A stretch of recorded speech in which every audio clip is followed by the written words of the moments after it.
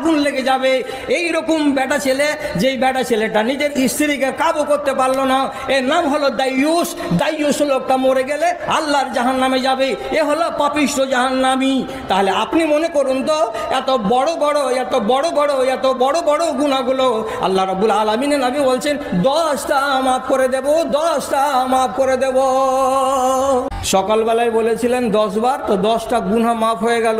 বিকেলবেলায় বললেন 10 বার, তো 10টা গুনাহ মাফ হয়ে গেল।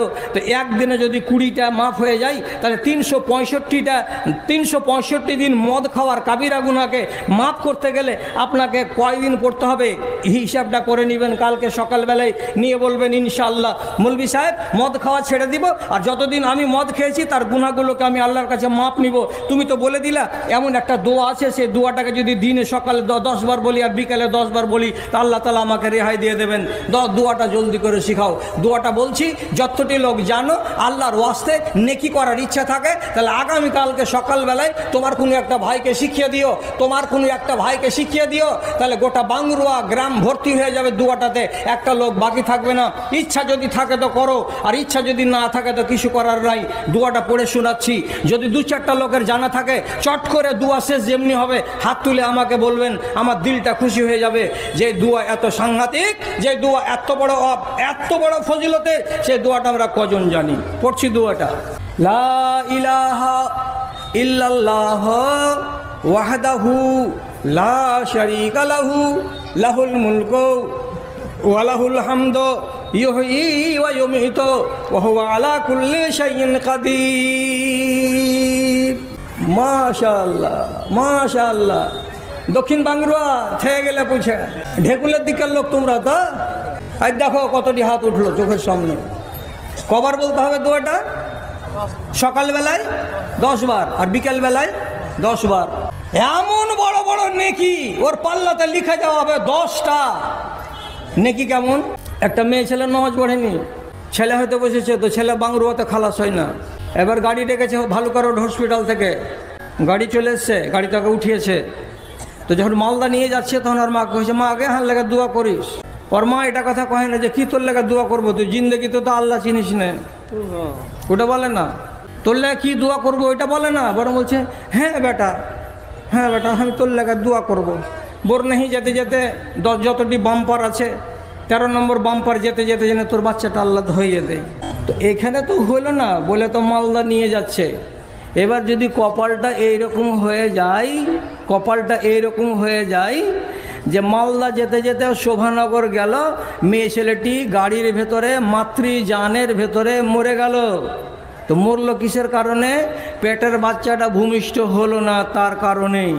তাহলে এই মেয়ে ছেলেটি এত বড় কষ্টের মুখামুখি হয়ে গেল আর যাওয়ার পরে মরে গেল।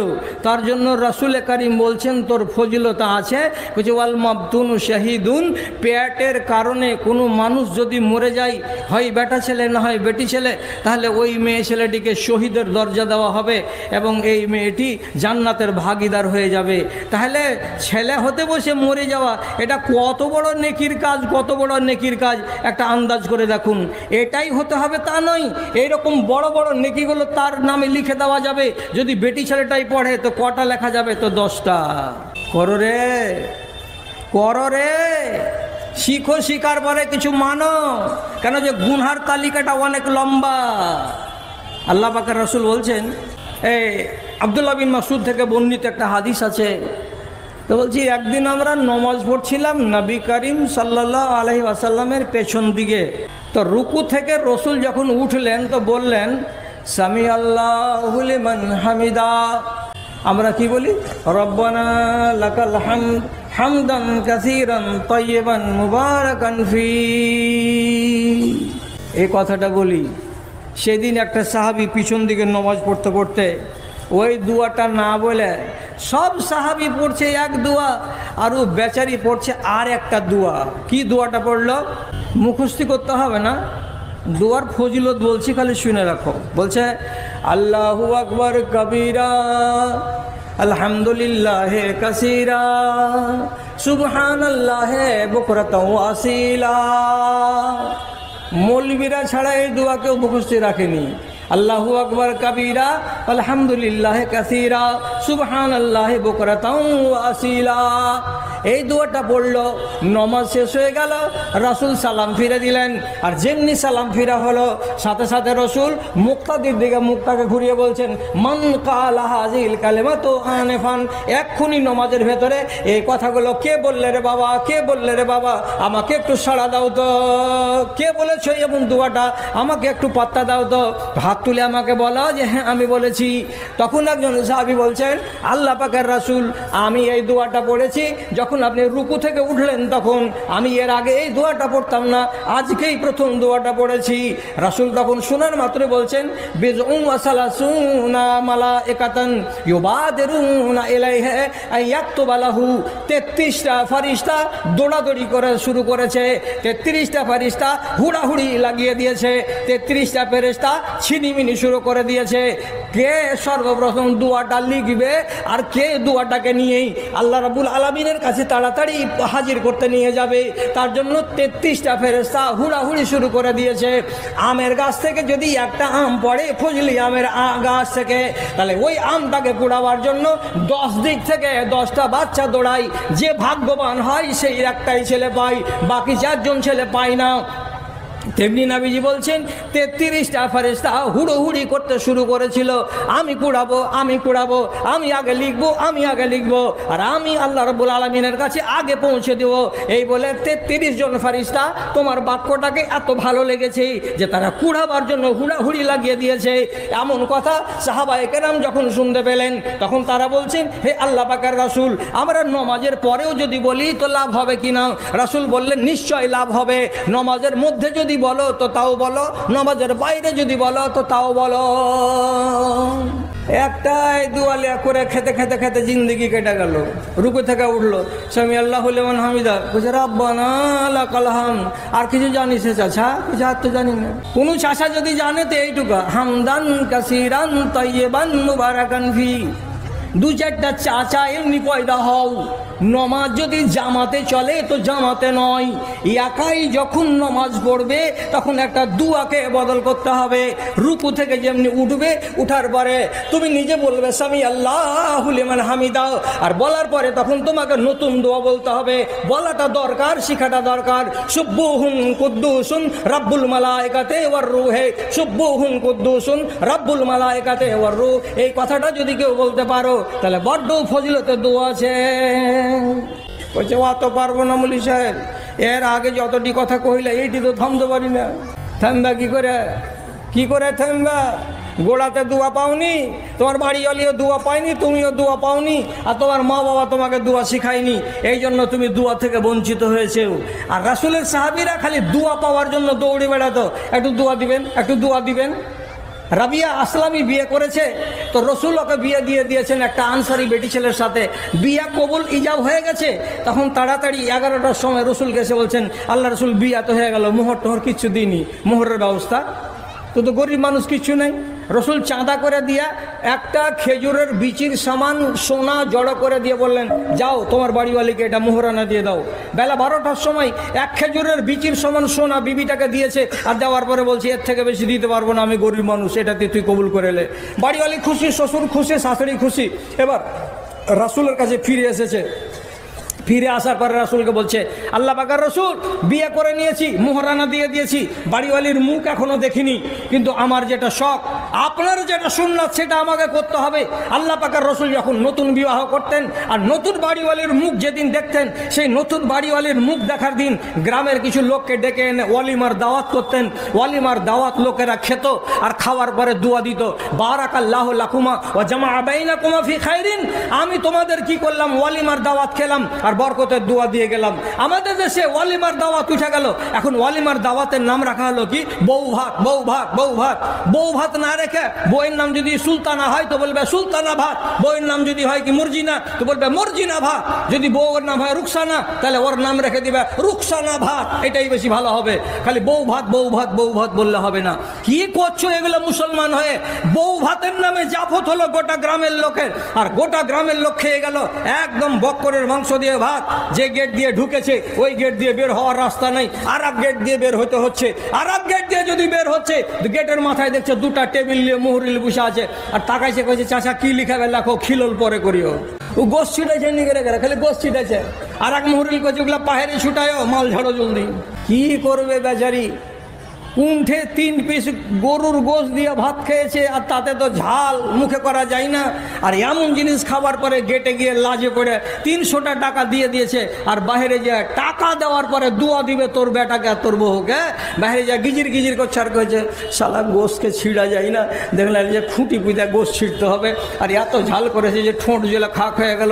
শালা মিষ্টি কিনেছে তো ছানার কোনো বরবাদ নেই, দই দিতে শালা পারলে না। আর এমনি করে কোনটা একটি মোটা ছেলের ভাত খাওয়াচ্ছে, খাওয়ার পরে এই শালা 300 টাকা পকেট থেকে বের করে নিলে। জোরে জোরে তো কয় না, খালি বিজির বিজির বিজির বিজির করে বলছে।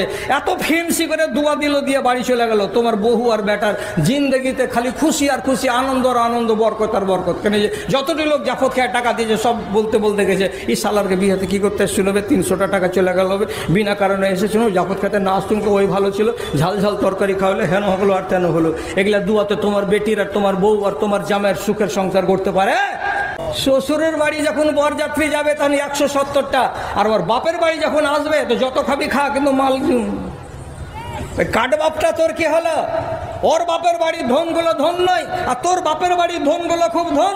তার জন্য তুই তোর বাপের বাড়ির দাওয়াত খাওয়াবি, টাকা নিবি, আর শ্বশুরের বাড়ির দাওয়াত খাওয়ার বেলা তখন আর টাকা দেওয়া হবে না। আর এই শেরশাবাদে জাতি কত বড় ইমানদার, কত বড় ইমানদার। একটা বেটি হয়েছে তো সকালে আমাকে একটা লোক ফোন করে বলছে, মুলি সাহেব একটা বেটি হয়েছে তো মনে করছে একটা বড় গরু কিনে আকিকা দেবো, আকিকা হবে কি হবে না। আমি বলছি তোমার মতন পাক্কা ইমানদারের আকিকা হয়ে যাবে। নমাজের ধার ধারে না, আর এদিকে কি করবে আকিকা দিবে, কয় দিতে তো গরু দিয়ে। আরে সুন্নাত হলে একটা ছাগল দাও বেটি হতে গেলে, তো কত বড় সুন্নাতি লোক যে গরু মেরে আকিকা দেওয়া হবে। দিনদারি বেড়ে গেছে, দিনদার। আমাদের দেশের মুসলমানের দিনদার কি বাড়লো, এখন বৌমা বাচ্চা দিবে টাইম হয়ে গেছে, 12 মাস হয়ে গেল বিয়ে হওয়া। তো রসুলের শরিয়ত হলো এই, রসুলের শরিয়ত হলো এই যে বাড়িতে তোমার বেটির পেটে বাচ্চা হয়েছে ওই বাড়িতেই ওই পেটের বাচ্চাটা ভূমিষ্ঠ হতে হবে। কিন্তু আমাদের দেশে নিয়ম হলো কি, বাচ্চাটা ভূমিষ্ঠ হবে তোমার মার বাড়ি যেয়ে হবে। আচ্ছা হওয়া গা মার বাড়িতে যে এই হওয়া, এটা হারাম নয়, কিন্তু নিয়মের উল্টা। এবার বাপ যদি এই গর্ভবতী মহিলাকে এখান থেকে নিয়ে যাবে তো কিছু বেটি বিদায় হবে। একদিন বেটি বিদায় করিস নি, ট্যাক্সিতে বসাছিলি যেদিন, আর বিহার দিন জামাইকে ডানে আর বেটিকে বামে বসিয়া এমনি করে ডুকরা কান্দিলে হাতে হাতে আমার বেটিকে একটু দেখে থাকিও,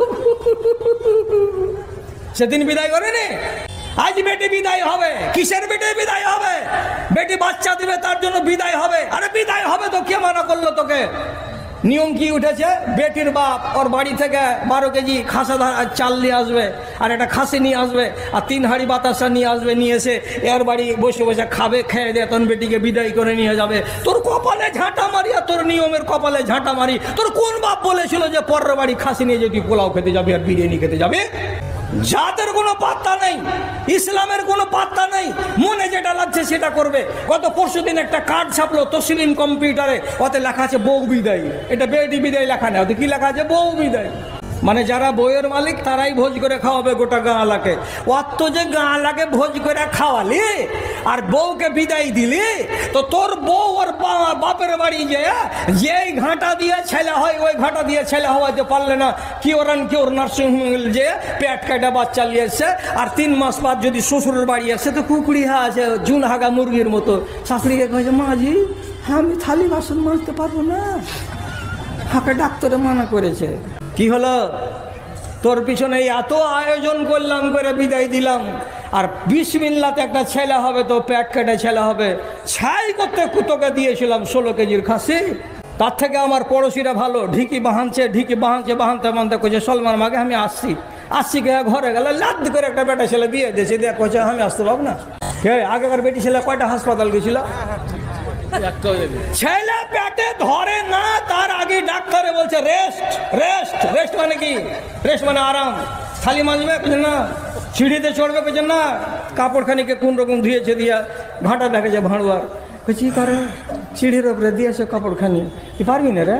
কইছে না ডাক্তারে রেস্ট করেছে। রেস্টের মানে কি? সিঁড়িতে পা না দেওয়া। কয় মাস হলো পেটে? 3 মাস হলো, খালি ধরেছে কেবল, তখন থেকে রেস্ট চলছে। তা 8 মাস রেস্ট করলি করে 9 মাসের মাথাতে ছেলেটা বাহির করতে পারলি না কেন? সব উলট পালট করেছো তোমরা। এগুলো আল্লাহ রাব্বুল আলামিন আল্লাহ রাব্বুল আলামিন নিজের খেসারত তোমরা ডেকে নিয়ে এসেছো, তখন আল্লাহ তাআলা তোমার উপরে আযাব নাজিল করেছে। যাক, অত কথা বলে লাভ নেই। কোনটা লোক চাইছো যে 70 বছরের পরে বেঁচে থাকবো? হাত তুলো। 70-এর পরে বেঁচে থাকবো, হাত তুলো। 70-এর পরে যদি কেউ বেঁচে থাকার আরমান করো তো তওবা করো আজকে এখানে বসে বসে। কেন? যে রসুল বলেছেন আমার উম্মতি মা বাইনা 60 ইলা 70, আমার উম্মতিদের বয়স হলো 70 বছর। 60 থেকে 70 বছর তোমার কাজের, আর যেমনি 70 বছর বয়স হয়ে গেল তারপরের বয়সগুলো তোমার কাজের নয়। কি জন্য বেঁচে থাকবা? চকিতে পড়ে পড়ে ওইখানে চুন হাগা করে হাগবা আর পেশাব করবা আর বউয়ের দিকে তাকাবে, কিছু সলেমাকে এরকম হয়ে গেছে। তো সলেমা পরের বেটি তোমার লুঙ্গি খুঁজে দিবে না। আর তোমার বেটা যদি একবার হাঁ করে এই যাবুল এর কাছে তো বেটারে এই যাবুল যদি আসে তো পুরো মাফলারকে 4 ফিরা করে নাকে বেট দিয়ে কছে কি বলছি হ্যাঁ, ওখানে যেতে পারে না। আর বেটাকে জমি লিখে দিয়ে বসে আছে। তো 70-72 বছর বয়সে কুকুড়া হয়ে ঘরের ভিতরে পড়ে থাকতে হবে না। ওই টাইম যার পার হয়ে গেছে, 70 যেমনি পার হয়ে গেছে, তার আগে বা তখন থেকে তাকে দোয়া বলতে হবে। দোয়াটাতে কি আছে? আল্লাহুম্মা ইন্না আউযু বিকা মিনাল বুখলি ওয়া নাউযু বিকা মিনাল আজজি ওয়াল কাসলি ওয়া নাউযু বিকা মিন আন উরাদ্দা ইলা আরজালিল উমরে। আয় আল্লাহ তাআলা আমাকে বখিল বানায়ো না, আয় আল্লাহ তাআলা আমাকে কাপুরুষ বানায়ো না, আমাকে একেবারে খোলা বানায়ো না, একেবারে কাজ করব না, বেকুফের মতো অলসের মতো বসে বসে দিন কাটাবো, এমনটা যেন না হয়। তারপরে বলতে হবে আল্লাহ রাব্বুল আলামিন আমাকে অচল বয়স পর্যন্ত বাঁচিয়ে রাখিও না। ওই বয়সে মানুষের বড্ড নাতিজা হয়, বিছানে পেশাব করবে, বিছানে পায়খানা করবে, খেতে দেবে না বউরা, খেতে দেবে না বেটারা, বেশি খেতে গেলে বেশি পায়খানা করবে, এই জন্য তাকে না খাইয়ে বিছানাতে মারবে। তো এরকম শুকিয়ে মরার কোনো দরকার নাই। তার জন্য আল্লাহ রাব্বুল আলামিনের কাছে দোয়া চাইতে হবে, আল্লাহ তুমি আমাকে ওই রকম ওয়াকালে বিছানে ফেলে রেখে মরণ দিও না, ওই রকম মরণ আমি তোমার কাছে চাই না। যদি বলেন না না না না বাঁচবো তো কেন নিব না, 72 বছর যদি বয়স পাইতো তাও নিব, 75 বছর যদি বয়স পাইতো তাও নেব। তা আমি আপনাকে বলছি কি যে 75 বছর বয়স হয়ে গেছে তো তোমাকে গরু কাটা করে কেটে লোককে খাইয়ে দিব বলছে? তুমি বাঁচো কিন্তু আল্লাহর কাছে চাও, আল্লাহ আমাকে এই বয়সে রাখিও না। কেন? যে আল্লাহ তাআলা কোরআনে বলেছেন ওয়ামান নুআম্মিরহু নুনাক্কিসহু ফিল খালকি আফালা ইয়াকিলুন। এরে মানুষেরা, তোমাদেরকে যদি আমি 70-এর বেশি বয়স দান করি তো যাকে আমি 70-এর বেশি বয়স দান করেছি সেই মানুষটাকে আর একবার আমি তাকে 1.5 বছরের শিশু বানিয়ে দেই, আর একবার তাকে আমি 2 বছরের বাচ্চা বানিয়ে দেই, আর একবার তাকে আমি 72 বছর বয়সে 1 বছরের বাচ্চা বানিয়ে দেই। বুঝতে পারলাম না? আমি তো লম্বা 5.5 ফিট আর বাচ্চা তো লম্বা মাত্র 1.5 ফিট। তা আল্লাহ আমাকে 75 বছর বয়সে বাচ্চা কেমন করে বানালেন? বাচ্চার যেমন জ্ঞান থাকে না, 300 টাকা দামের যদি সেট তাকে পরানো যায় আর আরমানের সেটকে পরে আধা ঘন্টা পরে বাচ্চাকে দেখা যাবে পিছন দিক দিয়ে মাল ছেড়ে দেয়, জ্ঞান নাই, মাল ছেড়ে দিয়েছে। মা যদি বকে মুতলি কেনে রে এত দামের পায়জামাটাতে, বাচ্চা তো বলতে জানে না, জ্ঞান নাই, তার কারণে বোবা হয়ে থাকে। বাচ্চা মুখ দিয়ে চাইতে জানে না, মা গরম লাগছে জামাটা খুলে দাও। বাচ্চা যেমন মাকে বলতে জানে না, মা আমাকে খিদা লেগেছে খাবার দাও। বাচ্চা নিজের কষ্টের কথা যেমন বয়ান করতে পারে না, অচল হয়ে পড়ে থাকে, মুহতাজ হয়ে পড়ে থাকে। মা যদি দয়া করে তো দয়া হবে, বাপ যদি দয়া করে তো দয়া হবে। তো যেমন 1.5 বছরের বাচ্চা পরের মুখ তাকিয়ে থাকে, ওই রকম 75 বছর বয়স হয়ে যেতে গেলে বিছানে পড়ে পড়ে আপনাকে 1.5 বছরের বাচ্চার মতো শুধু মুখ তাকাতে হবে। এই কথাটা আল্লাহ তাআলা কোরআনে বলছেন ওমান নুআম্মিরহু নুনাক্কিসহু ফিল খালকি আফালা ইয়াকিলুন। তোমরা জ্ঞান কেন করো না, তোমরা আক্কেল কেন করো না? এই জন্য রাসূল বললেন তোমাদের থেকে দুয়াটা শিখতে হবে আর মাঝে মাঝে বলতে হবে আল্লাহ রাব্বুল আলামিন তুমি আমাকে অচল বয়স পর্যন্ত বাঁচিয়ে রাখিও না, তার আগে আমাকে দুনিয়া থেকে উঠিয়ে নিও, আমি আগে দুনিয়া থেকে চলে যেতে চাই। অনেক কথা আছে, দুয়ার শেষ নাই, হাতিয়ারের যেমন শেষ নাই, কোনোটা অ্যাটম বম, কোনোটা পারমাণবিক বম, কোনোটা নাইট্রোজেন বম, কোনোটা হাইড্রোজেন বম, কোনোটার নাম তরবারি, কোনোটার নাম বল্লম, কোনোটার নাম ফারসা, কোনোটার নাম গাড়াসি, কোনোটার নাম হাসুয়া, কোনোটার নাম তরবারি। যত রকমের হাতিয়ার হয় ঠিক এই রকমই যেন আমাদের কাছে দুয়ার সম্ভার আছে আল্লাহ রাব্বুল আলামিনের পক্ষ থেকে এবং আমার নবীর পক্ষ থেকে। এইরকম হাতিয়ার হাতিয়ার ঢেরই লেগে লেগে আছে। যারা যেই ক্যাটাগরির মুসলমান হবে তারা সেই ক্যাটাগরির অতগুলো হাতিয়ারকে ব্যবহার করবে। কিয়ামতের দিন যদি আল্লাহর হিসাবের জন্য দাঁড়াতে হয় তো পা যেন টলমল না করে, আমি যেন স্থির হয়ে দাঁড়িয়ে থাকতে পারি। তারও দোয়া আছে। এশারের নামাজ পড়ার পর ডান হাতের তলায় গালটাকে রেখে দিয়ে শুয়ে যাবেন, আর যাওয়ার পরে আল্লাহকে বলবেন আল্লাহুম্মা কিনি আযাবাকা ইয়াওমা তাবআসু ইবাদাকা। দোয়াটা পড়ে যদি ঘুমিয়ে যান, দোয়াটা পড়ে যদি ঘুমিয়ে যান তাহলে কিয়ামতের দিন আপনার পা টলমল করবে না, হিসাব দিতে পারবেন শক্ত করেই। আল্লাহ রাব্বুল আলামিনের দয়া হবে আপনার উপরে। পাকে স্থির রাখার জন্য এই দোয়া শুধু রাতের বেলায় নামাজের পর, ঈশা নামাজের পর ডান হাতে এমনি করে ভর দিয়ে 3 বার বলে নেবেন, 1 বার বলে নেবেন, 2 বার বলে নেবেন আল্লাহুম্মা কিনি আযাবাকা ইয়াওমা তাবআসু ইবাদাকা। কত সুন্দর সুন্দর কথা হাদিসের পাতায় লেখা আছে, কত সুন্দর সুন্দর কথা নবীদের জীবনীতে লেখা আছে। মুসলমান মানবার সময় নাই, পড়বার সময় নাই।